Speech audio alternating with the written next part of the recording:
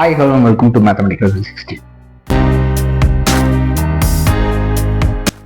இந்த வீடியோ நம்ம பார்க்குற சப்ஜெக்ட் பார்த்தீங்கன்னா 10ஆம் வகுப்பு கணக்கு அந்த சப்ஜெக்டை பார்க்க போகிறோம். இன்னைக்கு நம்ம பார்க்குற சாப்டர் வந்து பார்த்தீங்கன்னா அத்தியாயம் 7 அளவியல். இந்த சாப்டர் மறுபடியும் பார்த்துட்டு இருக்கோம். இன்னைக்கு நம்ம ஒரு புது டாபிக் பார்க்க போகிறோம். அது வந்து பார்த்தீங்கன்னா கன அளவு வால்யூம். அது கன அளவு என்னன்னு சொல்லிட்டு தான் இந்த வீடியோவில் இந்த நம்ம பார்க்க போகிறோம். ஆல்ரெடி வந்து பார்த்தீங்கன்னா வலைப்பரப்பு மொத்த பரப்பரப்பு என்னன்னு சொல்லிட்டு ஆல்ரெடி முன்னாடியே வந்து பார்த்துருப்போம். அந்த வீடியோக்கான லிங்காக டிஸ்கிரிப்ஷனில் கொடுக்குறேன். அதை பார்த்தீங்கன்னா இந்த கனவு பார்க்குற டாபிக் இன்னும் உங்களுக்கு பெட்டராக புரியும்.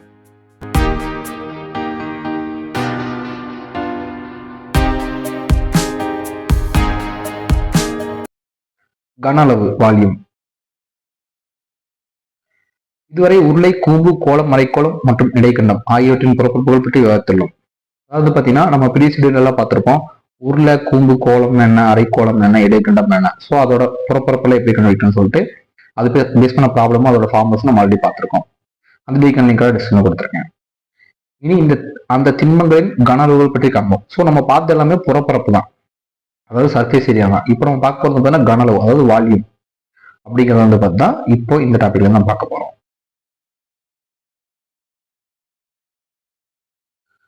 ஒரு பொருள் ஆக்கிரமித்துள்ள வெளியின் அளவே அதன் கன அளவு எனப்படும். அதாவது ஒரு பொருள் ஆக்கிரமித்துள்ள வெளியின்னா வெளியின் என்ன மீன்ஸ் பண்றாங்கன்னா ஸ்பேஸ், அதாவது இடைவெளியில, அதாவது வந்து பாத்தீங்கன்னா ஏர்ல எது கன்சியூம் பண்ணிருக்கோ அதுதான் வெளின்னு சொல்றாங்க தமிழ்ல. ஸோ அந்த வெளியின் அளவே அதன் கன அளவு எனப்படும். ஸோ ஃபார் எக்ஸாம்பிள் ஒரு பக்கெட் இருக்குன்னு வச்சுக்கங்களேன். அந்த பக்கெட்ல வந்து பாத்தீங்கன்னா ஏதாவது வாட்டரு இல்லை ஏதாச்சும் மண், சாண்ட் அந்த மாதிரி எதுவாச்சும் கன்சியூம் பண்ணி பாத்தீங்கன்னா ஸோ அந்த பக்கெட் கன்சியூம் பண்றது தான் பாத்தீங்கன்னா கன அளவுன்னு சொல்லுவாங்க. ஸோ இப்போ ஒன்று என்ன பார்க்கும்போது உங்களுக்கு இன்னும் பெட்டரா புரியும். இந்த கன அளவை கன அலகுன்னு சொல்லுவாங்க. இப்ப எப்படி நம்ம புறப்பரக்கூடிய போது சதுர அலகுகள் சொன்னோமோ அதே மாதிரி இந்த கன அளவு வந்து கன அளவுன்னு சொல்லுவாங்க.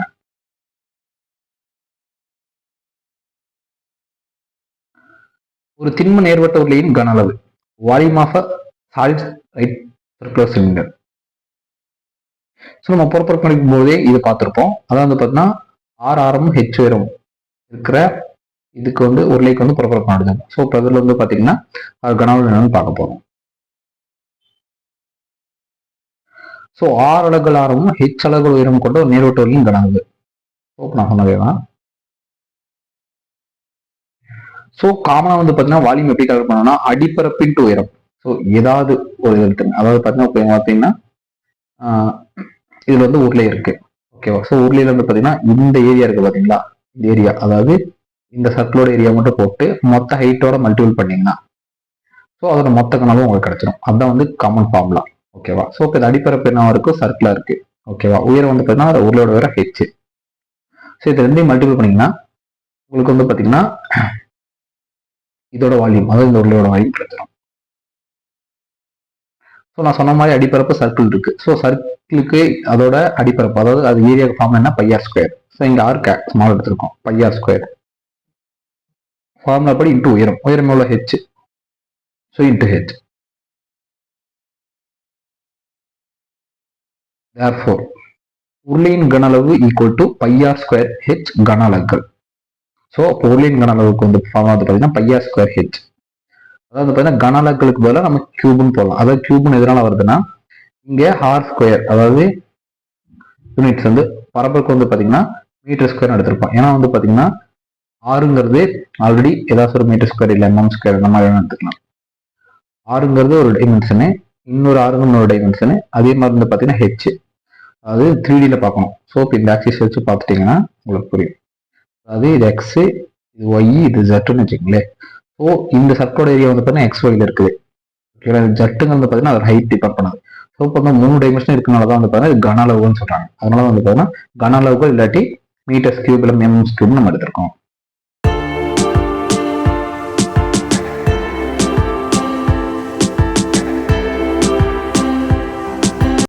ஸோ அந்த உருளையோட கன அளவு ஒரு எக்ஸாம்பிள் ப்ராப்ளம் பார்க்கலாம். எடுத்துக்காட்டு, உயரம் 2 மீட்டர் மற்றும் அடிப்பரப்பு 250 சதுர மீட்டர். ஸோ இப்போ நான் சொன்ன மாதிரி நீங்க அந்த அடிப்பரப்பு புறப்பரப்பு பார்க்கறது பார்த்தீங்கன்னா தெரியும், சதுர மீட்டர் இல்லை மீட்டர் ஸ்கொயர் எடுத்திருப்போம். ஸோ அப்போ அவங்க அடிப்பரப்பு சதுர மீட்டர் அவங்களே கொடுத்துட்டாங்க. ஸோ கொண்ட ஒரு உருளையின் கன அளவை காண்க. தீர்வு, உருளையின் ஆரம் மற்றும் உயரம் வழியா ஆர் மற்றும் ஹெச் இருக்க. ஸோ நம்ம ஒரு ஃபார்முலா சப்மிட் பண்ணுறோம்னா அந்த ஃபார்முலா அதில் இருக்க ஆல்பபெட்டிக் லெட்டர்ஸ் என்ன மென்ஷன் பண்ணிக்கணும்னு எடுத்துக்கணும். ஸோ இப்போ நம்ம காமனாக இது எல்லாத்தையும் யூஸ் பண்ண போகிறோம். ஸோ பொருளோட ஆர்ட்டா ஸ்மால் ஆராகவும் உயரத்தை ஹெச்சாகவும் எடுத்திருக்கோம் அப்படிங்கிற நம்ம இங்கே மென்ஷன் பண்ணணும் ப்ராப்ளம் மிஷனில். ஸோ இங்கே கொடுத்துருக்க வேல்யூ வந்து பார்த்தீங்கன்னா உயரம் ஹெச் ஈக்குவல் டு, ஸோ நம்ம எடுத்துக்க மாதிரி உயரம் ஹெச் ஈக்குவல் டு 2 மீட்டர்.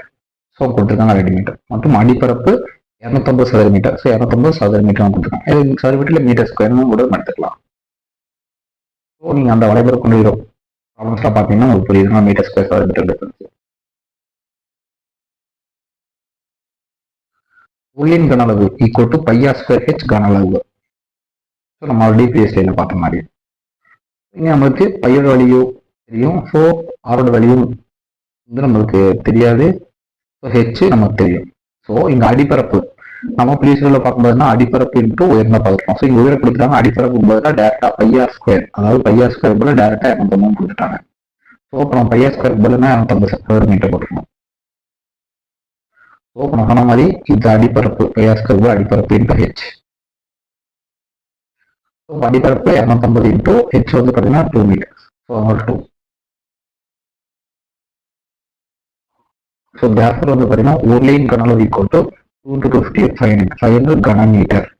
ஏன்னா இங்கே கொடுத்துருக்க வேல்யூஸ் மீட்டரு, அதனால கன அளவுனா கன மீட்டர் போகும். ஸோ மீட்டருக்கு போல மீட்டர் ஸ்கூப்னு போட்டாலும் ஒரே மீனிங் தான். அதாவது கன மீட்டருக்கும் மீட்டர் ஸ்கூப்க்கும் ஒரே மீனிங் தான். ஸோ அந்த மீட்டர் ஸ்கூப் எதனால வந்து சொல்லிட்டு நம்ம தெரியல போட்டு பார்த்தீங்களா. ஸோ அதை நீங்கள் பார்த்தீங்கன்னா புரிஞ்சிருக்கோம் கியூப் எதுன்னு.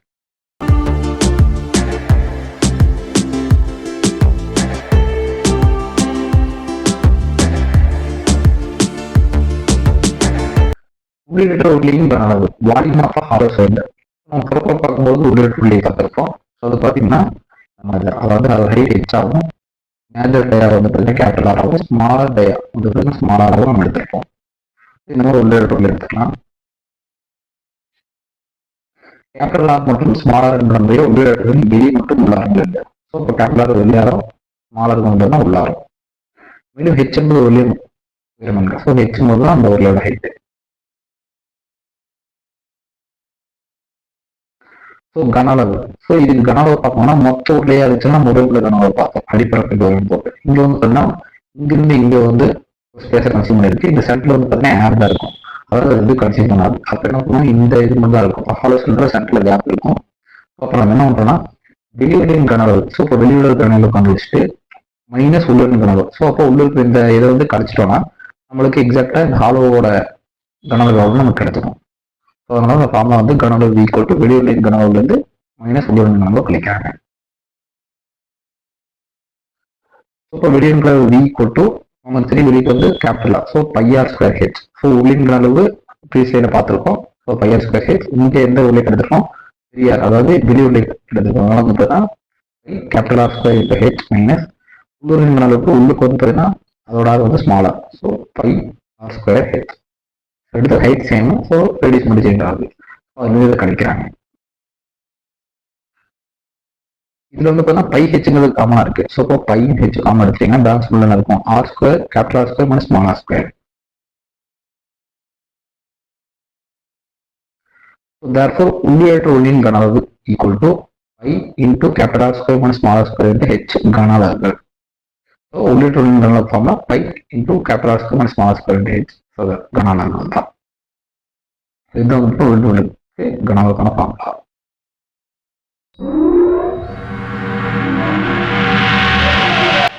இது வந்து பார்த்தீங்கன்னா உள்ளே மற்றும் உள்ளிட்ட உள்ளின் சார்ந்த கணக்கில் வந்து பார்த்தீங்கன்னா பார்க்கலாம்.